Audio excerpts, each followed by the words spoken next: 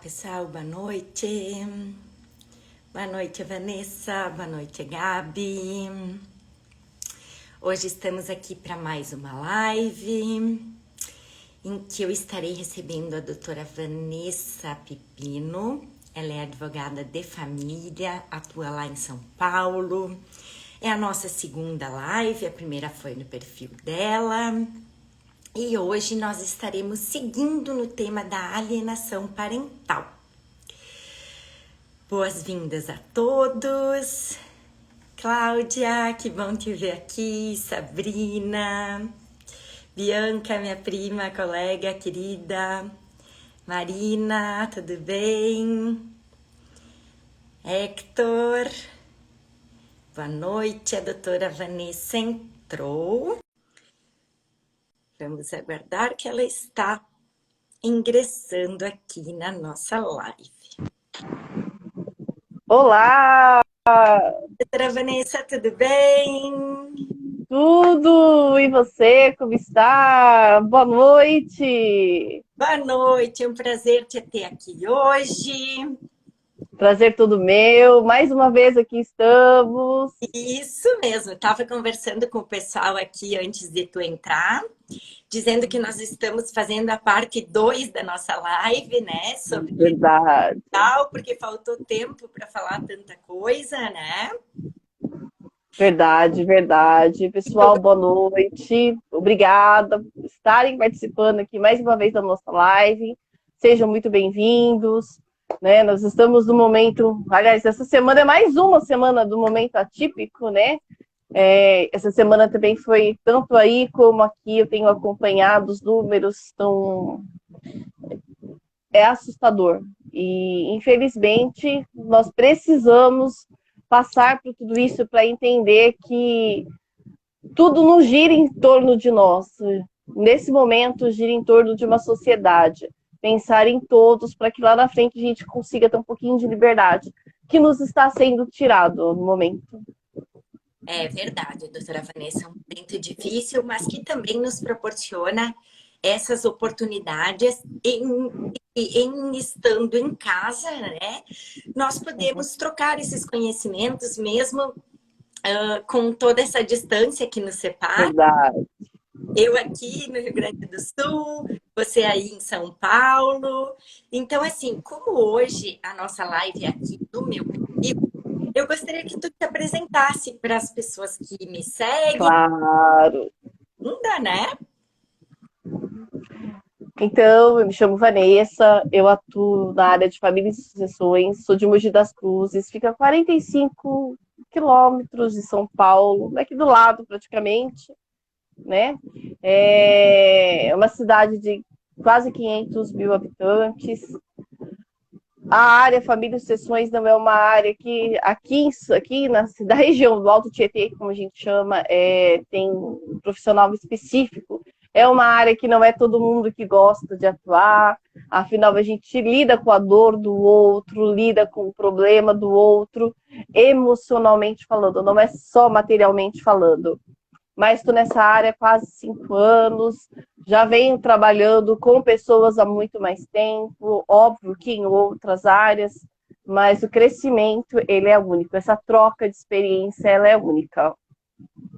É mesmo, né, Vanessa? Eu sempre digo para as pessoas que tem muitos advogados de família que acabam se auto-intitulando psicólogos, né? Ah, eu sou meio psicólogo. E infelizmente não é bem assim, né? Porque Não. no caso, sou advogada e sou psicóloga e sei muito bem que as duas áreas do conhecimento são extremamente complexas e que para que a gente domine ambas as áreas, precisa muito, muito estudo, né? Muito, muito, isso é verdade, muito estudo, porque além de toda a prática, tem algumas questões aí que, no caso, eu faço constelação familiar, né?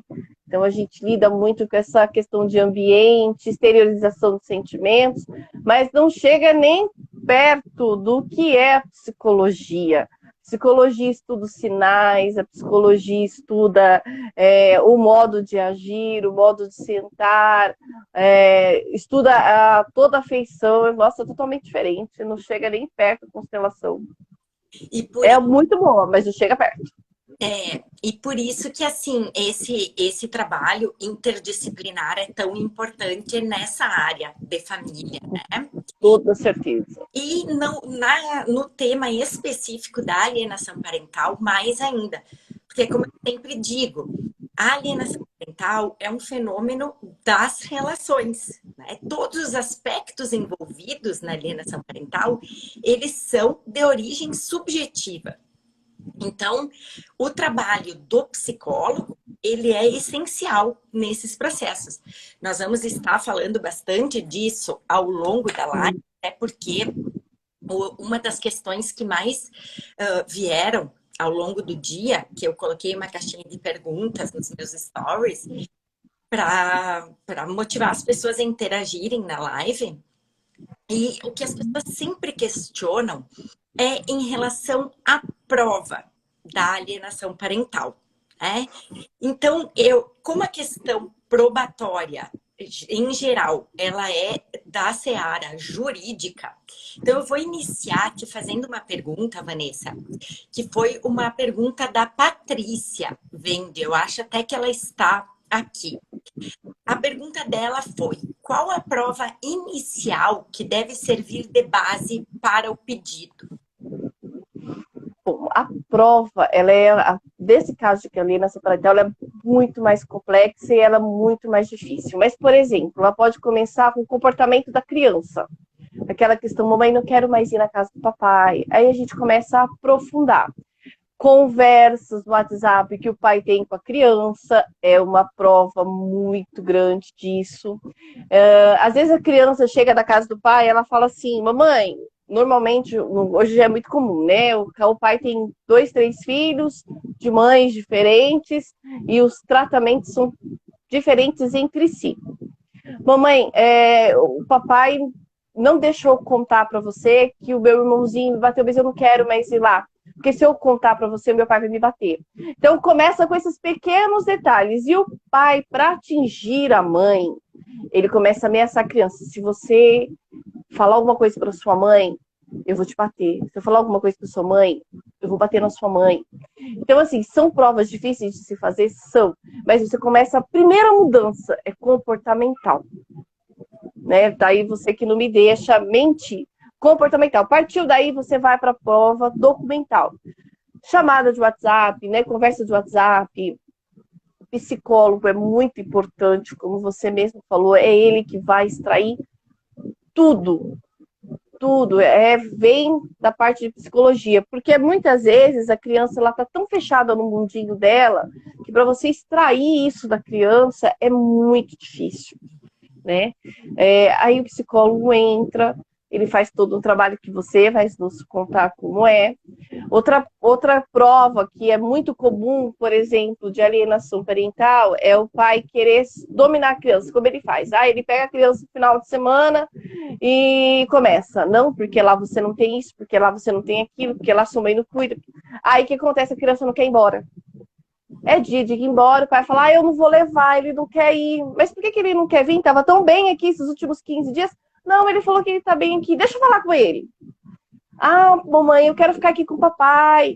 Mas não falo o motivo, né? Então, é difícil de se provar materialmente falando, mas o principal de tudo é a mudança de comportamento da criança. E com isso, consequentemente, vem boletim de ocorrência, vem a parte de psicologia, conversa de WhatsApp, as testemunhas também são fundamentais. Às vezes os pais já moraram nos outros locais, né? O pai morou, a mãe saiu, então as testemunhas estão ali em volta, os vizinhos já presenciaram muita coisa. É muito difícil deles quererem testemunhar, né? Porque tem uma ligação muito forte, às vezes, com a família, ou amigos há muitos anos. Os próprios amigos e familiares não querem se envolver, e os que se envolvem para prejudicar. Isso é fato. Então, as testemunhas, né? Mas a parte de psicologia, ela é fundamental nesse caso em si. Perfeito, Vanessa. Tu conseguiste, assim, dar uma visão bem ampla de todas as possibilidades de prova que tem nesse momento inicial, né? Porque, assim, muitas vezes o advogado que é procurado pelo genitor alienado, ele não tem acesso à criança e ele não tem acesso a outras pessoas, né, que possam contribuir com essa prova. Então, em geral, as provas nesse momento inicial do processo, elas se limitam a documentos, Uhum, né? Então, esses prints das conversas de WhatsApp, áudios, vídeos, né? Tu falaste de uma coisa bem importante, que é quando a criança está passando por algum acompanhamento psicológico, solicitar o laudo desse profissional que está acompanhando, sim.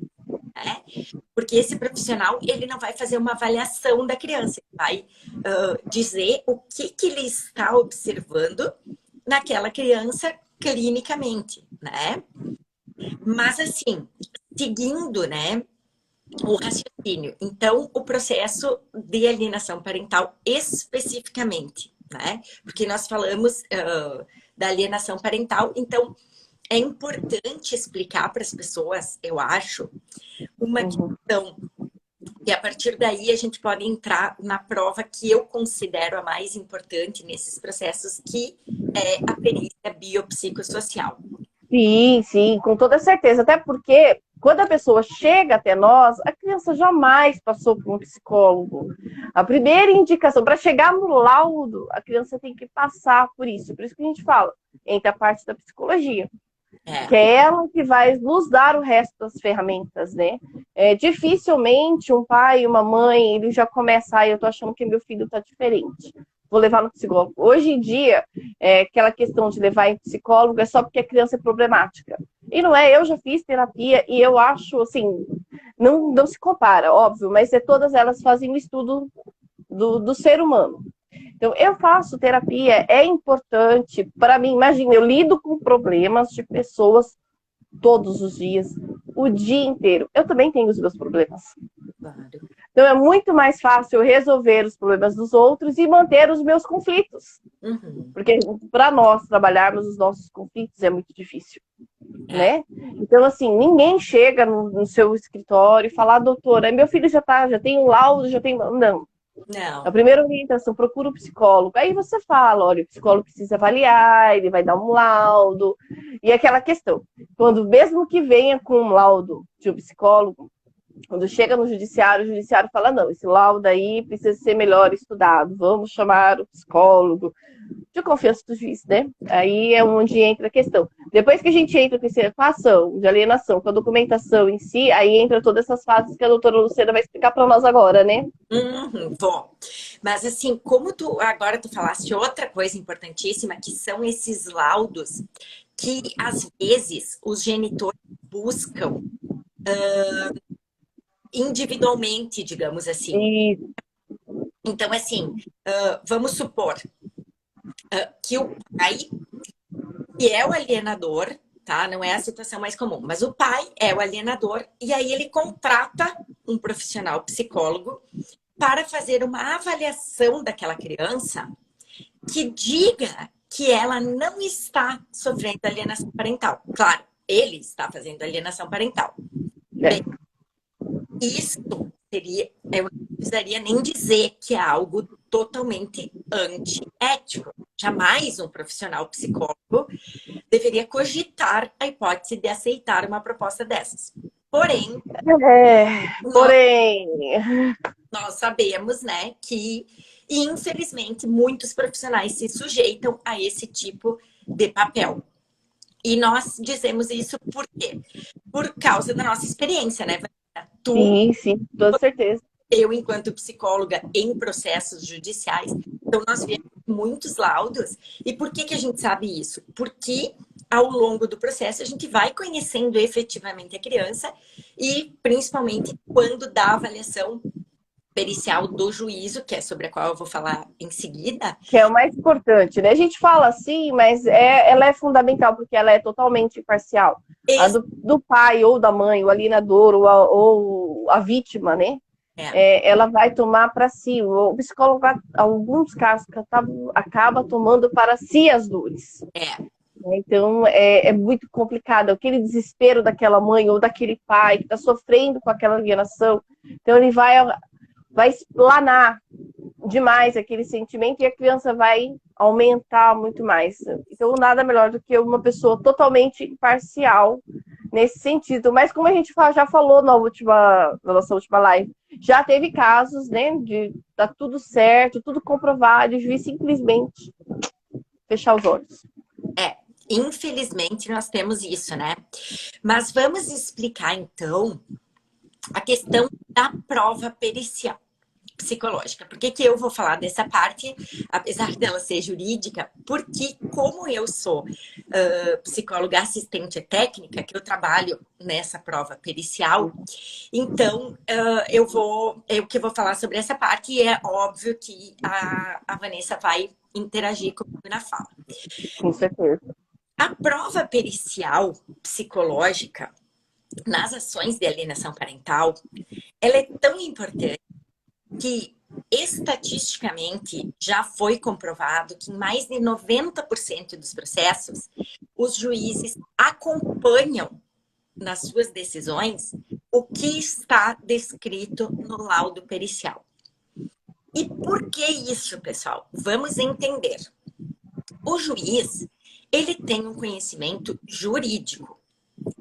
O conhecimento jurídico, como nós falamos lá no início, não dá conta de entender fenômenos relacionais e subjetivos tão complexos como os da alienação parental.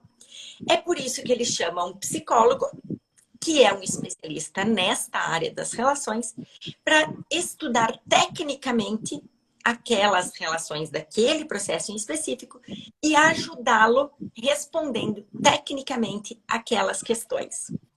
Então, é por isso que a prova pericial é a mais importante nesses tipos de processo, porque o juiz confia plenamente no conhecimento técnico do psicólogo. E aí vem uma outra questão que está atrelada diretamente. Bom, se a perícia psicológica, esse laudo pericial, tem um peso tão grande, vamos considerar que a perícia não tenha sido bem feita, seja pelo fato do profissional não estar capacitado tecnicamente, seja pelo fato do profissional de alguma forma se identificar com algum dos lados, e isso é As dores. pode acontecer, né? Pode. Enfim, quem vai ter condições de contestar as conclusões daquele perito? O advogado? E o assistente técnico da Exatamente, porque o advogado, ele não entende tecnicamente. pouquíssimos advogados têm a habilidade de entender, porque é aquilo que a gente volta a falar lá. Ninguém quer se envolver diretamente no sentimento, na dor da outra parte. Né? Então, é muito comum você ver o advogado falar, mas sinto muito, não tem muito o que fazer. E não é bem assim. Aí é onde entra o assistente técnico, que a doutora vai continuar nos explicando. Eu só vou aproveitar a paradinha para dar um oi para a Janine, que é minha amigona do coração lá de Florianópolis e que está gostando muito. E também para a Suelen, que diz que está gostando muito da live. Muito obrigada. Mas então, o advogado, por mais que ele possa impugnar esse laudo, ou seja, contestar o que está escrito ali, ele vai fazer isso sob o ponto de vista jurídico. Então, ele não vai conseguir dizer de que forma tecnicamente, ou seja, por que o psicólogo errou naquelas conclusões a que ele chegou. O advogado vai dizer, não, o psicólogo disse isso porque ele está puxando para o lado da mãe. Ele está dizendo isso porque ele não olhou, não entrevistou direito o meu cliente. Exato. E aí vai, argumentos jurídicos. Eu vou parar aqui para dar um exemplo para vocês. do que acontece quando um advogado resolve contestar documentos psicológicos, tá? Eu acho bem interessante ilustrar com exemplos concretos. Eu estou trabalhando num processo e o processo é específico de alienação parental.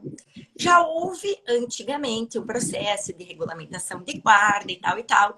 Enfim, só que um dos genitores, que eu não vou dar muitos detalhes do caso para não correr. Nem pode.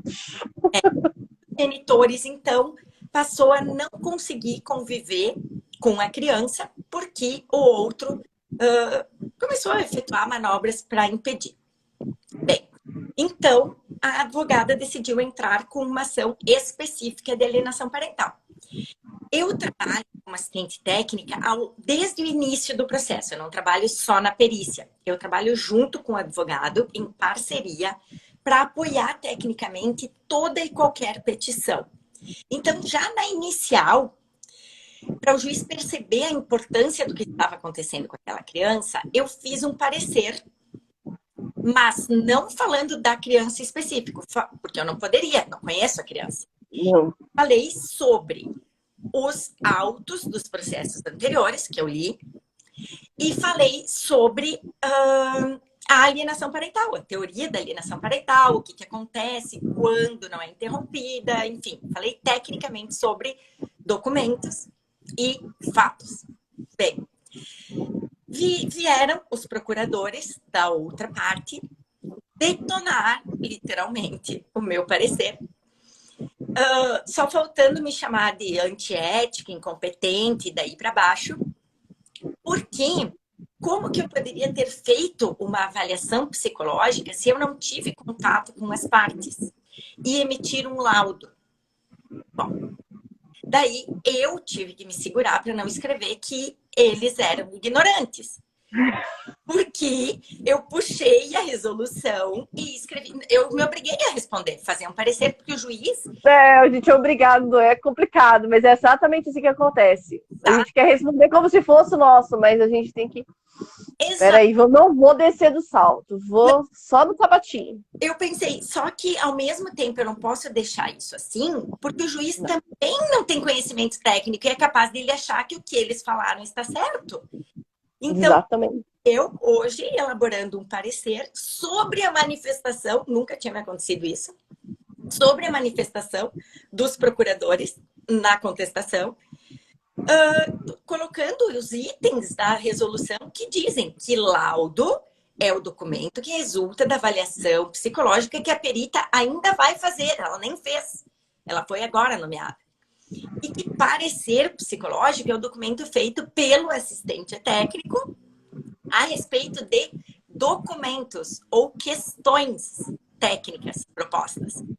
Ou seja, um trabalho é complementar ao outro, mas eles não podem se confundir jamais. Um assistente técnico não pode chegar e fazer um segundo laudo, ele querendo interpretar e avaliar as pessoas. Não, ele está invadindo a seara do perito, que não é a mesma. Exatamente. Né? Mas por que eu falei tudo isso? Para mostrar que, diante da importância da prova pericial nesses processos, ter um assistente técnico ao seu lado para o advogado e para a parte é essencial. E eu não digo isso porque eu trabalho nessa área, mas porque eu vejo nos processos em que tem assistente técnico e naqueles que não tem, a diferença que isso faz. Com toda certeza. Infelizmente, de casos em geral, né, onde acontece, a grande maioria não tem condições financeiras, né, vamos dizer assim. Por isso que muitos processos ficam a Deus dará, vamos dizer assim, aguardando apenas a perícia psicológica. Mas é um trabalho assim que faz uma diferença enorme. A mesma coisa quando você tem um assistente contábil, em casos de perícias, né, de valores. Em que mais situações a gente tem a perícia grafotécnica, faz uma de assistente que trabalha com essa questão, que são minuciosas, também faz uma diferença enorme. Já trabalhei com casos específicos assim, então faz uma diferença enorme. Sim, e o que eu digo é o seguinte, né, Vanessa, que as pessoas falam a respeito dessa questão financeira, colocando isso como um custo. Eu sempre coloco assim, ó, qual é o preço de tu perder o teu filho? Sim, sim, com toda certeza, com Né? toda certeza. Quanto vale tu recuperar o convívio com o teu filho? E não estou Exatamente. dizendo que esse trabalho garante isso. Óbvio que não. Nem o nosso, nós não podemos garantir. Nós nunca Nunca. ter isso. Mas o que nós garantimos é que não vai ficar como verdade absoluta aquilo que o perito disser. Porque ele pode sim ser um profissional excelente e fazer um trabalho muito bom, mas pode ser que não. E infelizmente nós temos que dizer aqui também que a imensa maioria dos peritos, psicólogos, tem trabalhado muito mal. Muito mal. E até a nossa comissão de direito à família da OAB aqui do Rio Grande do Sul, da qual eu faço parte, está se organizando para tomar alguma ação, assim, a nível nacional até, em relação a isso. Porque nós Muito bom. temos, assim, de laudos com copia e cola. Nossa. É, Gente, ação que tem, a gente entra com a inicial, tudo bonitinho, contestação com bicola, é.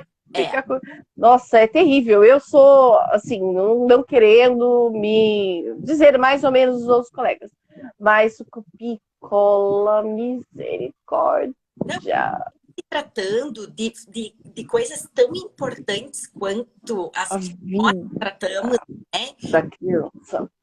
e adolescentes. E um perito psicólogo tem outra formação muito mais humana, né, do que a jurídica, porque é voltada para relações, para desenvolvimento humano. Então, essa falta de formação, essa falta de cuidado ético seria inadmissível, né? É grave, é grave. Até a nossa conduta como advogado, nesse caso de copia e cola, realmente é uma conduta É, muito grave. Eu costumo dizer que a gente está lidando com a vida da outra pessoa. Para nós, são coisas técnicas, né? Mas para eles não. Para eles é algo que vai decidir a vida deles. De exato. uma forma geral. Independente se é alienação parental, se é trabalhista, se é qualquer tributário, qualquer área, é a vida. Então, essa questão de você ter o mínimo de ética, o mínimo de cuidado com o próximo, deveria ser em todas as áreas. Nós sabemos que existem médicos, dentistas, corretores de imóveis, qualquer área, de uma forma em geral, qualquer área, sempre vai ter alguém, o profissional que só É, quero saber do meu bolso, o resto que se dane. Isso é cruel. é, infelizmente. Bom, seguindo aqui nas nossas perguntas. Bora lá. Nós temos também uma pergunta da Jéssica Junqueira, que ela é nossa colega advogada. Eu não cheguei a ver, estava até procurando agora aqui se ela já está na live ou não. Mas ela pergunta quais seriam as medidas judiciais mais eficazes para conter os efeitos da alienação parental. Vamos lá. O primeiro delas são as multas, né? Eles tentam aplicar a multa para dar uma segurada. Valores difíceis de te falar, mas varia de 500, 100, 1.000, 2.000 dia e limita num teto. Não deu certo. E aí? Olha, visita assistida. Não está adiantando, você está pisando na bola, visita assistida. Nos casos mais graves, aí você tem a conversão da guarda. É um limite, não tem mais o que fazer, a gente já aplicou a multa, a gente já fez a visita assistida, nós já fizemos a visita, né, o pai com a mãe junto, para tentar trabalhar com aquela criança, não dá, vamos reverter a guarda. Primeiro eles tentam a guarda compartilhada, que nesse caso é muito difícil. Né? Normalmente já é guarda unilateral. raríssimos os casos de guarda compartilhada, mas a inversão da guarda, aí é o topo do negócio, que não tem muito o que fazer. Aí começa a mexer, mexe muito mais ainda com o emocional da criança. Mas barrar é muito difícil, porque a pessoa que está alienando, ela não está vendo o mal que ela está fazendo. Entende? O negócio dela, ela está tão cega, ela está tão dentro de si, ela tá tão aquela criança é minha, é meu, esse óculos é meu, só eu uso, é o meu grau, é a mesma coisa da criança, é meu, é meu.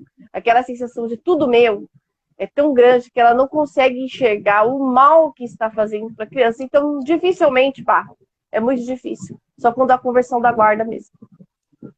Na verdade, assim, tem uma das medidas previstas na lei da alienação parental que eu acho que seria extremamente eficaz, se bem aplicada, mas que é muito raro se ver o juiz aplicar, que é o encaminhamento para acompanhamento psicológico, Ah, já não faz.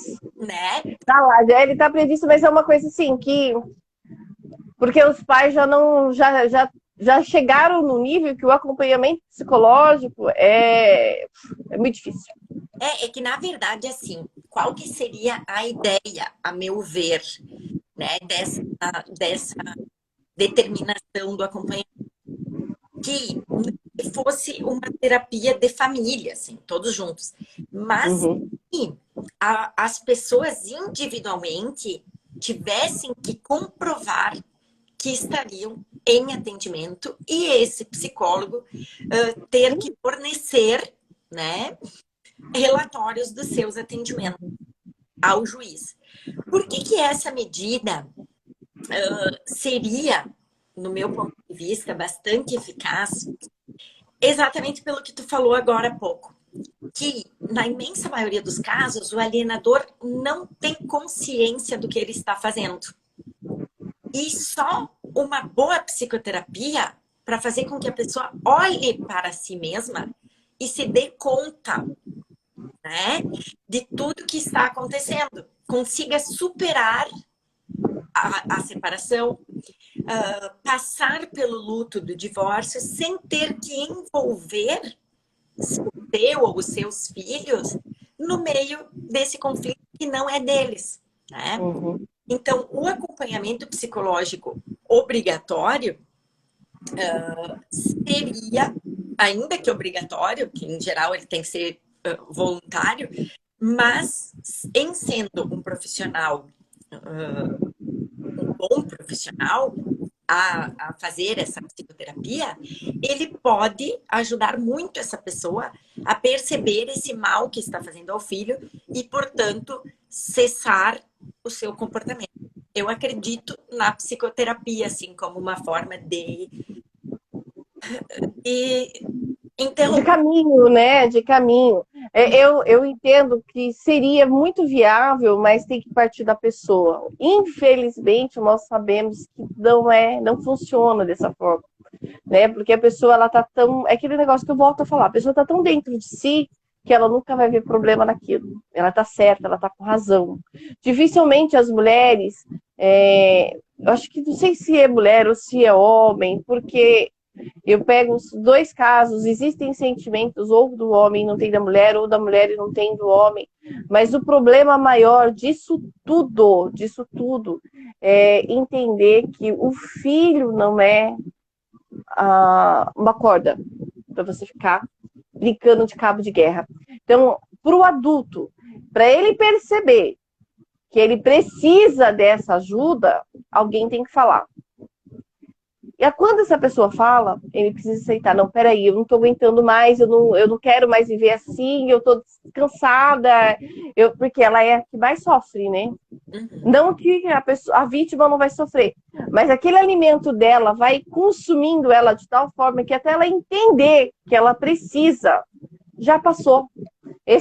Já foi a multa, já foi a visita assistida, aí já foi a tentativa a tratativa da guarda, aí bom, acabou. Aí a guarda compartilhada. Nesse momento, ela cai em si e fala: o que foi que eu fiz? aí ela vai procurar ajuda. Mas procurar antes disso tudo acontecer é muito difícil.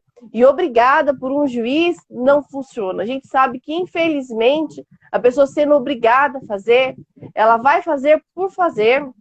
E esse laudo, muitas vezes, acaba prejudicando ainda mais essa mãe.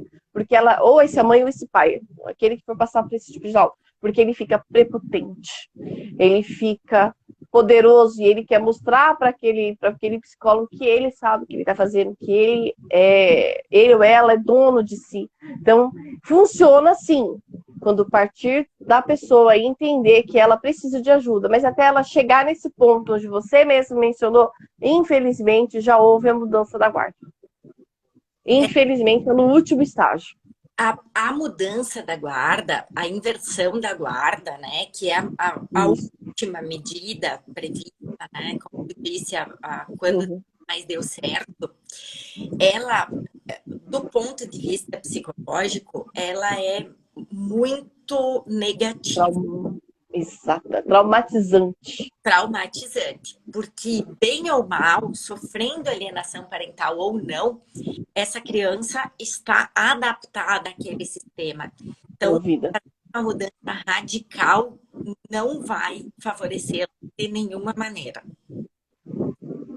Tá lendo o comentário da Mara? Tô sim, lendo o comentário da Mara, que eu acredito que ainda há muitos que não sabem que estão alienando. De fato, seria muito interessante ambos também passarem por psicólogo. A Mara é uma amiga de infância, gente, é muito importante da minha vida, fundamental na minha vida, né? A gente está afastada por conta da pandemia, mas ela fez essa colocação. Realmente, seria muito importante, mas é o que eu volto a falar.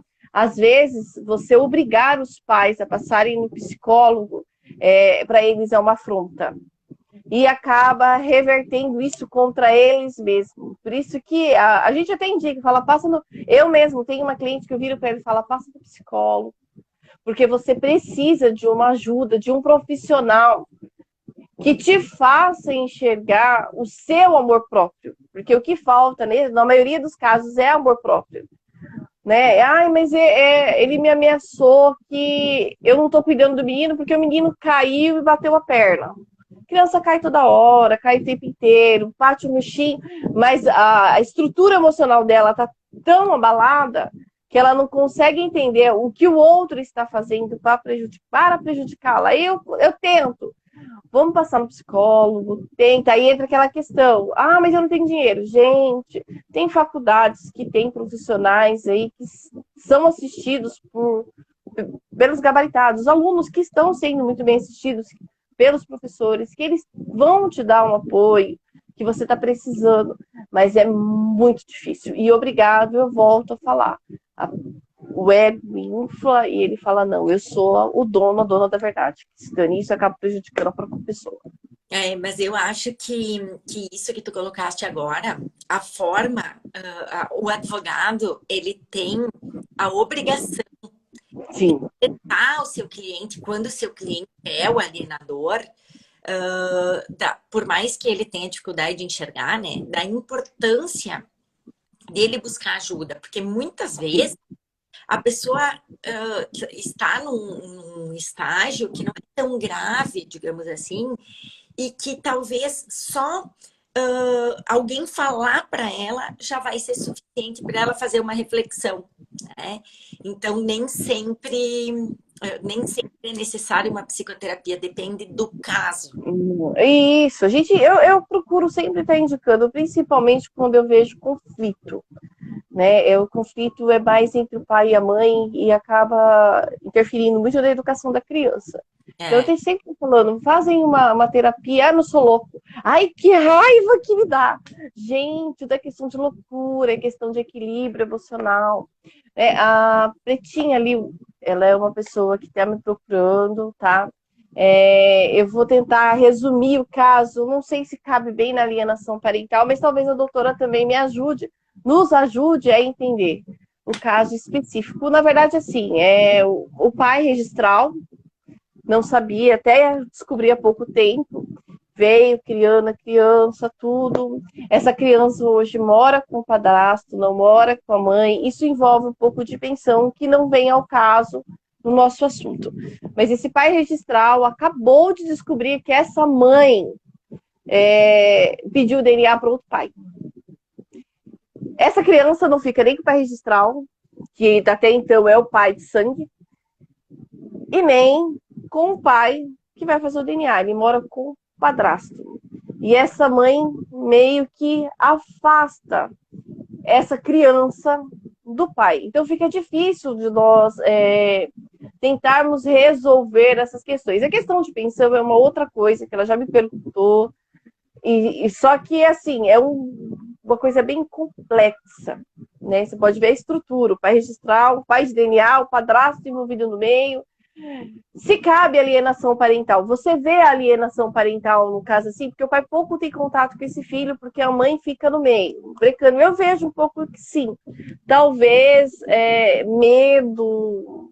Eu não consegui ainda aprofundar, porque como eu falei para ela, eu preciso ver o caso em si, eu preciso de um tempo para poder falar, olha, é ou não é. Mas criando o caso hipotético, vamos dizer que essa mãe esconde essa criança com o padrasto, joga um pai de DNA no meio e esse pai registral fica como? Então tem uma criança sofrendo aí no meio e 3 pais envolvidos, vamos dizer assim. Você vê o caso de alienação parental aí? Para eu entender melhor, esse pai que registrou a criança, ele tinha uma relação, tem uma relação com a criança desde que ela nasceu? Qual é o tipo de vínculo? Então tem várias coisas. Ela coloca aqui, ó, alienação, então acaba gravando, eu acho, com toda certeza. Acaba gravando, sim. Porque a possessividade foge ao racional e acaba prejudicando toda a família. Ser obsessivo com ar de posse ao longo do tempo pode se estender a várias pessoas. Sim, com toda certeza, tá, doutora, que não me deixa mentir. Mas, assim, ser excessivo até que ponto? Então, para nós podermos responder a sua questão, a gente precisa entender todo um contexto, quando isso começou, certo? Até que ponto esse obsessivo porque às vezes eu estou criando um caso hipotético, tá? Volto a falar. A gente não pode afirmar sem estar no caso, tá? A doutora Luciana, que não me deixa mentir, né, doutora? Sim. Então, assim, obsessivo até que ponto? Ela é obsessiva a ponto de esconder a criança com o padrasto, não deixar nem o pai de DNA, nem o pai registral. Mas para tudo isso tem o meio, como eu falei, a gente tem o cumprimento de sentença, primeiramente, das visitas tá sendo descumpridas, né? Mas assim, a doutora volta, explica um pouquinho no caso da alienação parental, a questão da obsessão. Na verdade, assim, ó, eu vou, como é um caso bem confuso, que parece tem vários personagens e muitos. Eu tô tendo um pouco de dificuldade de acompanhar. Mas por que eu perguntei qual era a relação dessa criança com o pai que registrou? Porque a essência da alienação parental é um dos genitores com o objetivo de atingir o outro, usa o filho como arma. Então, ele acaba de que forma, né? Afastando essa criança do convívio com o outro genitor. Então, o outro genitor vai sofrer pela ausência de contato com o filho e depois pela agressividade do filho, pela rejeição do filho, porque o alienador, ele vai implantando ideias na cabeça dessa criança, desse adolescente, né? Que o pai ou que a mãe não é legal, que não gosta dele, que não quer ver ele, enfim, mil coisas que a gente poderia aqui citar. E exatamente. A criança vai cada vez mais acreditando nisso, porque a mãe ou o pai, o alienador, fazem diversas manobras para que fique verossímil a versão dela. Por exemplo, nesse caso concreto, por exemplo, já criando a situação, ela já jogou o filho para um pai de DNA. Fazer esse criança, fazer um DNA para falar, não, esse pai não é seu, aquilo lá é seu. Uma forma de atingir o pai registral, vamos dizer assim. Sim, é uma forma de atingir o pai e, e que acaba, essa é a essência da alienação, né? E que acaba atingindo mais do que o pai, a criança. Porque a criança ali no meio fica à mercê de uma dúvida. Afinal, quem é meu pai? Até então, sempre soube que meu pai era esse, e agora surge do nada uma outra pessoa de quem eu nunca ouvi falar, e por que que só agora? E eu não sei qual é a idade da criança também, mas enfim, Também não. é uma série de aspectos que geram uma confusão muito grande. Então, em termos gerais, o que a gente pode falar do que é alienação parental é isso. Mas dúvidas mais específicas a gente pode também esclarecer depois no privado. 16 é mais grave ainda, porque é um adolescente que já tem total consciência, desculpem, do que está acontecendo, né? Entende. Se fosse uma criança de 5 anos, saberia que está no meio de uma confusão, mas não entenderia exatamente do que se trata. Sim, levar a juízo gravações de voz, imagens que possam comprovar com toda certeza. Se houver, é uma das provas. Mas eu ainda continuo dizendo, passem, leve no psicólogo, para que ele faça uma avaliação. E não vai ser numa consulta, vai demandar um tempo, um estudo. Que nesse caso específico ainda, o rapaz, agora que a gente já sabe que o rapaz mora com o padrasto, não mora nem com a mãe, mora com o padrasto, não mora nem com a mãe. Então, assim, às vezes, e tem outras questões, ele vai ter que ser avaliado, mas com 16 anos, também tem aquela questão, já tem discernimento de virar e falar, eu não quero ficar com ninguém, Sim. eu quero que, exatamente isso que ele fala, quero tudo que exploda, eu vou ficar aqui porque eu tô bem. É. Só que ele já veio de um trauma muito grande, então às vezes, um meio que ele encontrou de se proteger, vamos usar esse termo. Com 16 anos é o meio que usou de se proteger. E para levar isso adiante, também vai precisar do consentimento dele, porque judicialmente falando, com 16 anos, ele já responde por si com a representação. Ele não é mais, até fugiu o termo agora, ele não tem mais o responsável legal, ele tem um representante, certo? Com 16 anos, ele já pode falar, mãe, eu quero, que eu não quero, aí chega no juiz e fala, não, eu não falei isso. Entendeu? Aí, quer dizer, a gente fica numa sinuca de bico e fala, mas como assim?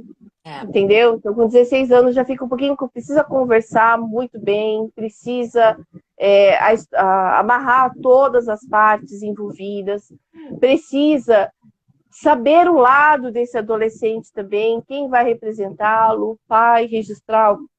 Pode ser que o pai de DNA vai fazer o DNA para fazer porque acha que não é dele, de repente Aí já entra outra questão, conversão de registro, vai deixar esse pai porque esse pai não é, vai se sentir óbvio, enganado, então entra aquela questão de indenização contra a mãe.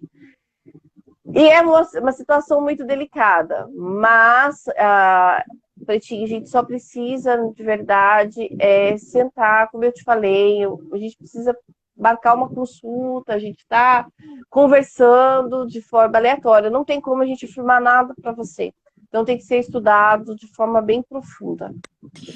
Vanessa, e para não deixar ninguém sem resposta, eu tenho uma última pergunta aqui que é interessantíssima. Eu nunca falei em nenhuma live sobre isso, e porque é uma questão jurídica, né? Então, tem que um advogado falar, e é por isso que eu te pergunto. Pergunta do André. Alienação parental é crime? É crime para. Eu entendo que sim. Ele não é um crime que você fala, eu matei, eu roubei, mas ele é visto como um crime, sim.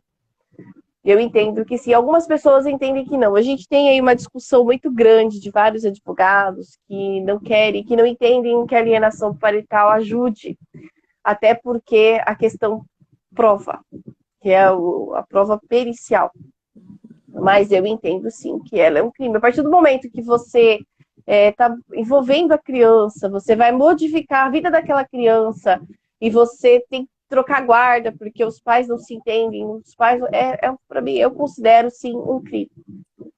Na verdade, assim, né? Tem É toda o que... essa polêmica tem pelo fato de que na lei de alienação parental as medidas, né, previstas que o juiz pode adotar, elas são todas na esfera civil, né? Uhum. Claro, por toda a teoria, Contexto geral, né? não, eu digo pela teoria do crime, para Ah, uma conduta ser crime tem que estar tipificada. E a alienação parental ainda não está, né? exato. Mas Nesses casos, não. o que eu acho importante a gente destacar aqui é que, apesar de a alienação parental em si não estar tipificada como crime, muitas condutas dos alienadores podem sim configurar crime. Com toda certeza. Especialmente aqueles crimes contra a honra, né, Vanessa? Calúnia, difamação, né? Os alienadores, eles acabam, muitas vezes, denegrindo a imagem dos genitores alienados e quando, seja no ambiente de trabalhos ou quando o município é pequeno, enfim. Até mesmo a rede social não precisa nem ser pequeno, basta ter a rede social e expõe aquela pessoa ao ridículo. Eu, Muito. assim, de uma forma geral, eu entendo que sim, a alienação ela pode não estar tipificada, mas ela é um crime por N fatores. E Uhum, tem toda aquela discussão que a gente já debate, né? Ah, não, não é crime porque não está tipificado, mas como a doutora mesmo acabou de colocar, calúnia, difamação, é tipificado no Código Penal. uhum, exato. Bom, as perguntas que o pessoal tinha encaminhado ao longo do dia eu já consegui fazer. Eu não sei se quem está assistindo tem mais alguma pergunta para fazer para nós. Se não, nós já vamos encaminhando para o nosso final. Acho que hoje nós falamos de temas assim mais polêmicos e temas sobre os quais as pessoas têm mais interesse, porque são questões bem práticas, concretas dos processos de alienação parental. Né? Então, eu vi assim que as pessoas interagiram muito porque são pessoas que vivenciam essas situações, seja enquanto partes, seja enquanto advogados da área, né? Então, acredito que esse tipo de conversa possa ajudar na medida em que traz situações bem palpáveis, né? Bem do dia a dia mesmo. Com toda certeza. A gente tem que ajudar as pessoas de alguma forma, com um pouco do nosso conhecimento, até porque nem nós sabemos tudo. Nós sabemos o básico de tudo, mas cada um aprofunda um pouquinho na sua área.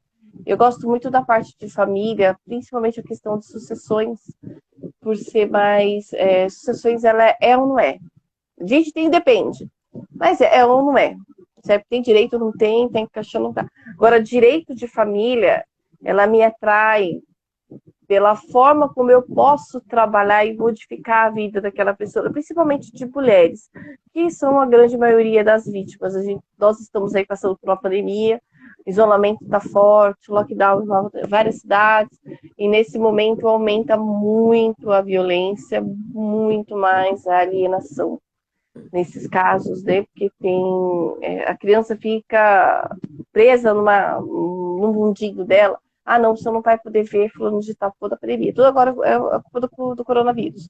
Porque vai pegar, vai matar o vô, vai matar a avó, vai matar o tio, vai matar Deus e o mundo. A gente sabe que precisa ter o bom senso, o ideal em todos esses momentos, independente de quais deles seria o bom senso, né? Conversar, sentar, ter maturidade para entender que a vida não acaba ali.